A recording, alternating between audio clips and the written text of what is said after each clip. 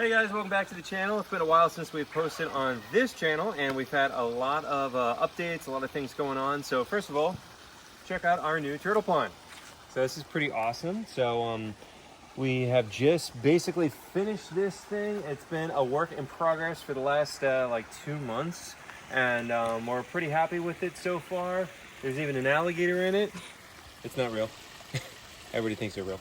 It's not. It's just a floating Universal Rocks alligator fake. Basking platform for the turtles. So we use that as a basking platform for the turtles. Nice little waterfall, and down all these rocks. We got a liner down there. So it's been a lot. So we're ready to introduce the turtles. Yeah. So if you guys remember, this is Waffles the turtle, because he looks like a waffle. So Waffles here lived in a little tiny tub that had like 2 inches of water for like 10 years. They bought him when he was a little tiny baby, and they gave him a Tupperware and marked with a Sharpie on there where the water line should be for the baby, and they never changed it. So he lived in 2 inches of water for the last decade. With no heat. No heat, no proper lighting, no UVB, nothing.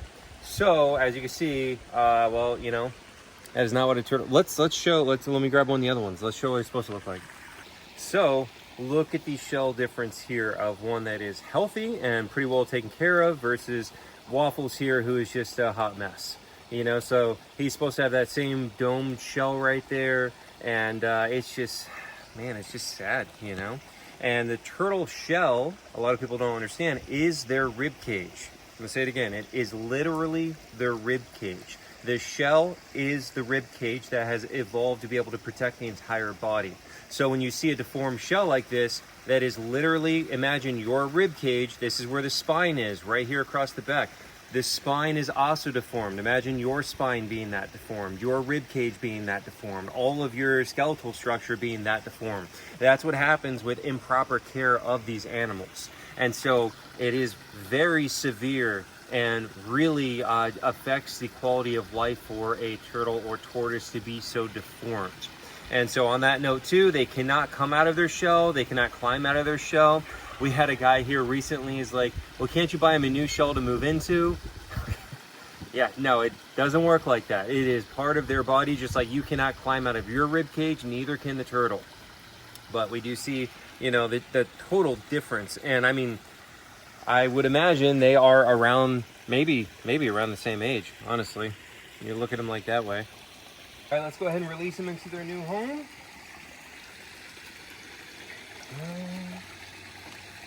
Here you go, Waffles. And they're both dead. Stop. No, they're just a little afraid. They're gonna swim off in a second. Here are another 2. Let's see if we get a little more action here. We'll just put them on the edge.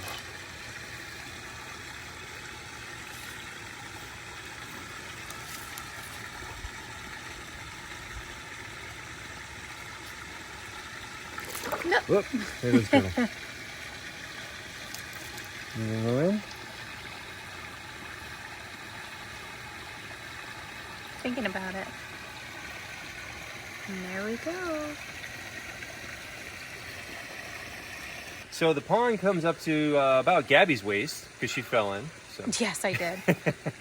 So yeah, it's got a good depth to it, and that'll provide enough of an area to have a, so the more water you have, the higher thermal inertia, which means that it takes longer for it to change temperature, and it retains its own temperature for longer. So when we have this cold weather, it's going to be fine for them, basically, is what I'm getting at. You know, when it's really, really shallow, they can get really cold really fast, but a larger body of water like this retains its heat a lot better, and so this will be good for the turtles, you know, when it gets down a little bit lower in temp. We also have our little fence around the edge, and we wanted to make that as small as we can so it doesn't take up all the viewing area. So what we did is staggered out the pieces. That way it has an overhang to it. That way the turtles are not going to be able to climb up it and get out. So surprisingly, turtles can climb really well, if you didn't know that. Like really surprisingly well. And they get out all the time from people because they don't anticipate how well a turtle can actually climb. So that's why I wanted that overhang to prevent that, while also keeping it low enough that it is not, you know, obtrusive in the environment. So hopefully this is also going to clear up and look better soon. We had 2 hurricanes come through while this was being built. That's what made it take so long to actually get this project done. So it did dump a lot of leaves. We've been trying to get a lot of the leaves out. We also have a little filtration area over here, but the tannic acid in the leaves does stain the water this yellowish color, you know. So hopefully that kind of works out as we have the system going and we add in new water and whatnot. Hi, buddy. So this is our new dog that we just found. This is our old dog, Clover. And this is Ocala that we just found in the Ocala National Forest. And you can still see his ribs and his spine. So we actually found him out there. Somebody dumped him out in the middle of nowhere and he was starving to death and full of parasites. And I think by now he would have died.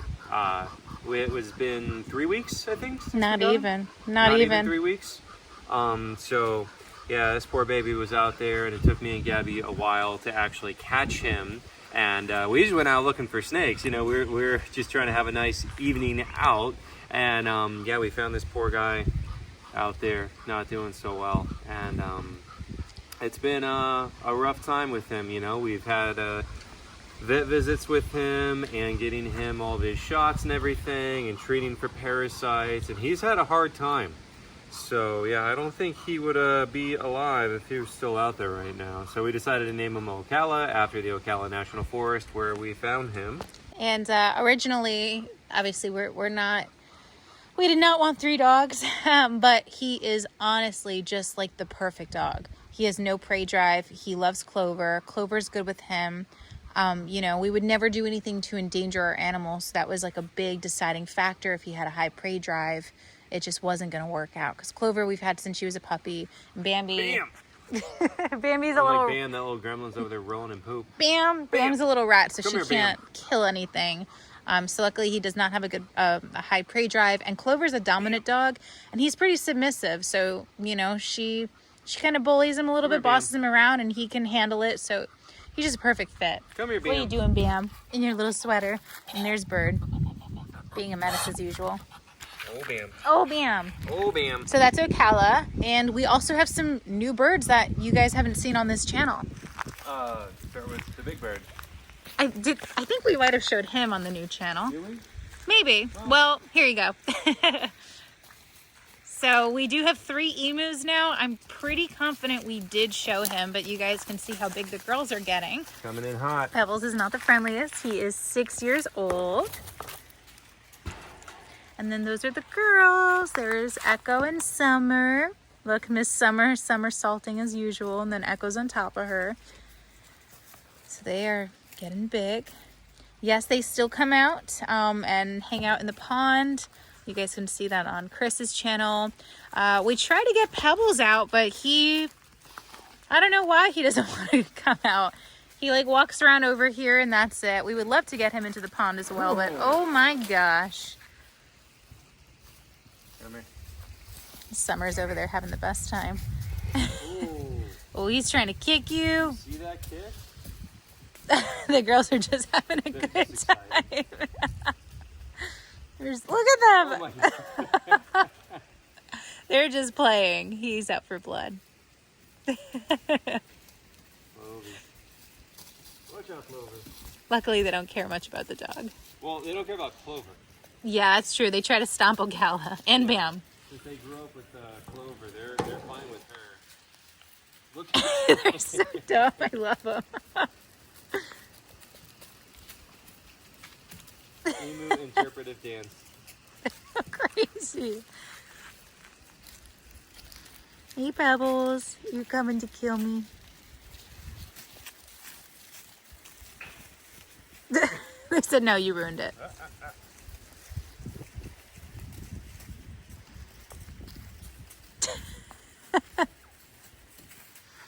Oh my gosh.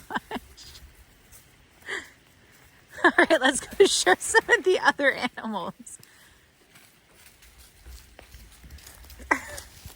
My goodness.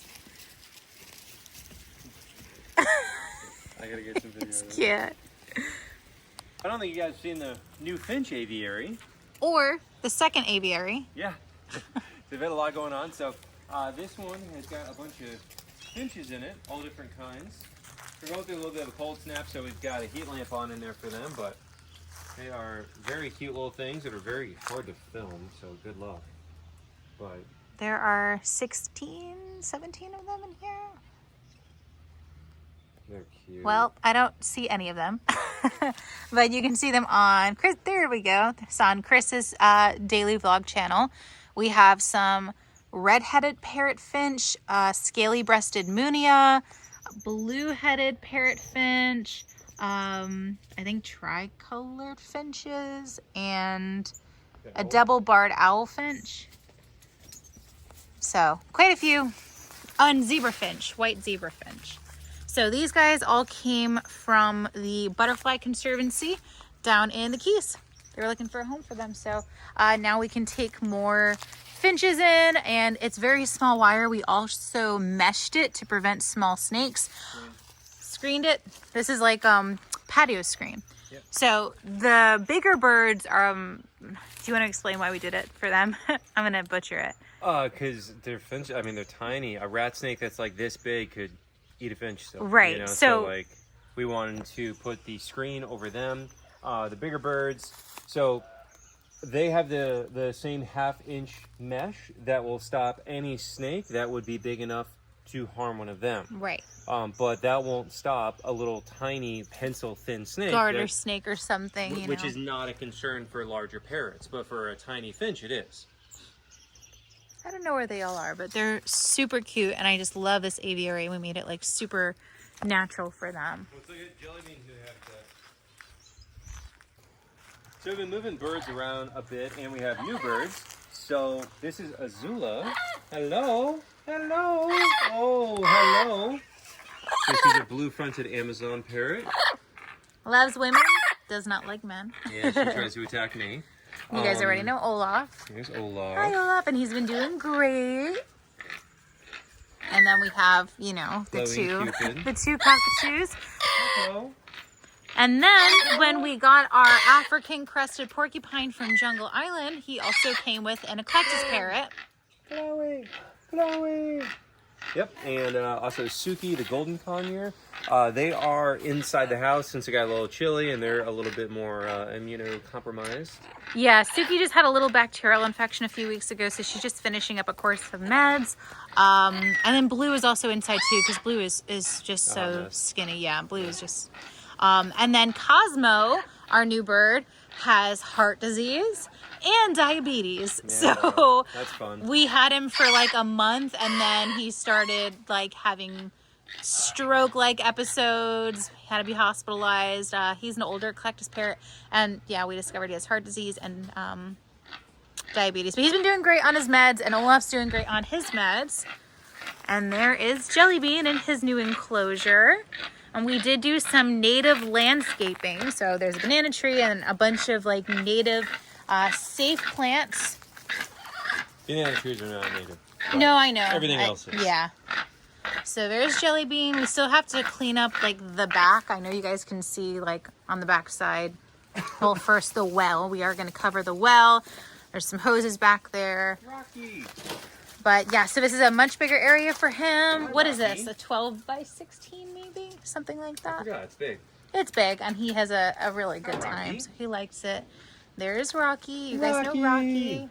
He's so very excited. And then we moved the hornbills. Same thing, native landscaping on both. So I don't even see Petrie. He's right there. Here he is. There is Petrie, the red hornbill. And there's our Zazu. Zazu's probably what, like 7 years old now? Yeah. You got a mosquito right in your nose. Mosquitoes are horrible. So now we have 6 alligators on the property. We have our little hospital enclosure over there, hospital / quarantine / temporary. It's a good area to isolate, but also because we don't have anything built yet, we broke ground and dug out the new communal gator pond, but we had a major hitch with the concrete price. So we're trying to figure out if we can do some kind of liner, clay, something other than the concrete. It's just so expensive. The new pond basically would cost more than the 3 ponds we've already built. Yeah, just by itself. we were expecting around like 30 to 40,000 for that, and it's about 70,000. Yeah, no, closer to 80,000. Just for the Just for the concrete, guys. That does yeah. not include the No, fencing. with the fencing, and it'll be over 100,000 just for that enclosure alone. So that's why we're like, well, let's try to figure out a different avenue. Okay, so And we do have some more crocodilians joining Yep. us. We're not saying anything about that. oh, in the future, yes, but also the caiman. So we have a spectacle caiman that I caught down south. So it's a little one missing its front arm. So we have that little caiman. They are invasive, Yeah, so they're they will be invasive down euthanized. there. That's why we were able to take it. I don't want people to think we can just go and like catch gators and crocs and stuff. That's an invasive species. Yeah.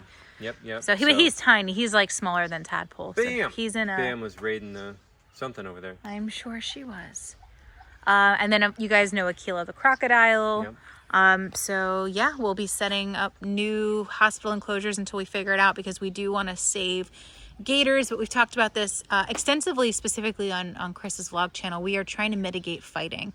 Yeah. So like we can put 50 alligators in with Big Mac, but they're gonna fight. So we're really trying to mitigate fighting. Right now we can take nuisance females that are large because they can have multiple girlfriends, but we just rescued one, Stallone, and that was not even really supposed to happen. That's not a trapper we regularly work with. He called us about another gator that we couldn't help with, and he's like, well, I'm actually on my way to go catch this, and we're like, don't kill him, we'll buy him off of you. Yeah, So he's 9'10", beautiful, being illegally fed by people. His name's Stallone. So he's in a temporary enclosure right now, but again, it is better than not being alive. Yeah. So it's a hard balance between wanting to save as many as we can, but also mitigating fighting, providing the best life we can possibly provide. Yeah. So I hope one day we are just getting an astronomical amount of donations and we're able to do these gorgeous $100,000 lagoons, but we're not quite there yet. So we're still, I would say about half of everything right now is being still paid for out of pocket. Yeah. So So hopefully we can get that figured out and get that rolling soon. But yeah, we're going to be building more of these small temporary enclosures in the meantime, just to be able to house animals that are coming in until we can build these permanent habitats. we can go show it too, the temporary. So this is Gaston on that side. So he's the one that we got in that was super bloated, and we did all kinds of x-rays, ultrasounds, all kinds of diagnostics, and then ended up doing exploratory surgery, pulling out some weird foreign bodies out of his colon, and he's still bloating. So we're dealing with that. And then on this side is Stallone, the gator that we were just talking about. He's a big boy. He is beautiful, and he's not afraid. So he's just a really thick, handsome boy. I mean, this enclosure is still, it's nice for him, he can fully submerge. I think that's 8 feet deep, and he has room to bask and move around a little bit. It is not ideal. He will not be in this forever, but again, better than not being alive. That's very true. And Gaston's over there, poor guy. He's still looking pretty bloated. Again, guys, you can follow along in depth on Chris's daily vlog channel. He does quite literally just daily vlogs, goes into depth. This is more of like a recap, I think. Yeah. So, but yeah, there they are. All right, so now we're gonna feed the nighttime animals, and then we show you guys the owl. Clover's got her toy.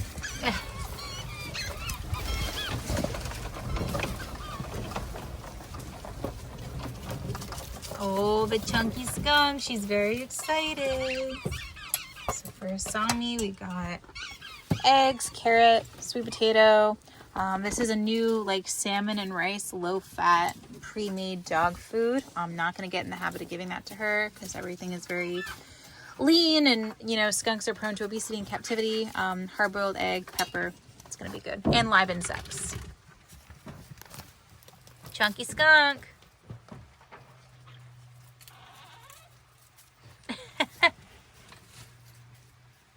All right, so this is Calusa, the barred owl, over here. Hi, Calusa. So she was hit by a car 10 years ago and deemed non-releasable. and she's been living at the Hobe Sound Nature Center since. And she has glaucoma in one eye. Gets daily eye drops. Gets daily eye drops, and she's got her wing is permanently damaged, so that's why she's not releasable. You ready, Calusa, to have some dinner? Hi. Hi. Oh, hi, baby. Did she get her jesses off? She did. Both of them? Both of them. Oh my goodness. So in order to have an owl like this that is native, we had to get a federal permit. So we are now federally licensed, and they either need to be on display for public viewing for 400 hours a year, or you have to do 12 glove programs with them a year. So she'll be doing 12 glove programs a year where we go to different schools and libraries and teach kids about her and the importance of owls. So she does usually have her little anklets on, but she's very good at getting them off, so it's fine. I mean, we can just put them on for the program and take them off because she prefers her bare feet, which is okay. But you can see that eye right there. That's the one with the glaucoma. You ready for dinner? So we have a lot going on. You know, I know we're not very good at posting a lot of updates on here, but we just wanted to show you some of the updates and meet some of the new animals. He looks so cute. His ears go back. Oh, Oh, Nilla. yeah, they want to get the dogs. Oh my The God. goats are like, they're kind of violent towards the dogs. But yeah, we just want to give you guys some of the updates, meet some of the new animals, and see what's going on. Julie has a lot to say. She's got a lot of comments. Julie! But yeah, I don't know. Anything else you want to add, Jen? No. Chris and I have been talking about it. Like, we're gonna try to post on this channel at least once a week. I know we say that all the time, but like as a recap. So if you want the more in detail, in depth, like day-to-day vlogs, that's gonna be on Chris's channel. This is gonna be like a recap, and maybe for like bigger moments, like, oh, we got a new surprising animal, or Yeah. like this habitat's finally complete, something like that. It's just been a lot. A lot to Between keep up with. the paperwork and, you know, just all the accountant stuff, and we're trying to get more involved in the community and the day-to-day, and it's just a lot for two people. And we do have quite a few like amazing volunteers, but you know, unfortunately they don't like live on the property or anything, so it's mostly Chris and I, and it's a lot of work, but we love it and we're grateful. And thank you guys so much for watching. If you want to support, you can make a donation to our nonprofit, bellowingacres.org. Yeah, we appreciate it, guys. Thanks for watching.